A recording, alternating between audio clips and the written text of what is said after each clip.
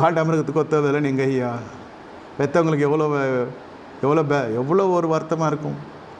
பெற்றோருக்கு இவன் செய்ய வேண்டிய பணிவிடையெல்லாம் போய் பெற்றோர் இவனுக்கு பணிவிடை செய்கிறாங்க. மழை ஜலங்கள் கழித்தா எடுத்து ஊற்றுறது யார்? மனைவி போயிட்டா டாட்டா காமிச்சிட்டு. பெற்றோருக்கு இவன் சவப்பட்டி ஆர்டர் பண்ணணும்னு பார்த்தா பெற்றோர் இவனுக்கு அடக்காராதனை செய்கிற அளவுக்கு கை விட்டுக்கிறது. ஏன் இந்த அவலட்சணம்? ஏன் ஒரு திருமணம்? இந்த கண்களுக்கு பிரியமாக இருந்தது. ஏன்பா உனக்கு பெலிஸ்த இடத்துல தான் பெண் இருக்கா, ஏன் இஸ்ரவேலில் பெண் இல்லையா? நம்ம இஸ்ரவேலில் பெண் சிம்சோனோட அம்மா கேட்குறாங்க, இந்த மாதிரி அப்பா கேட்குறாங்க.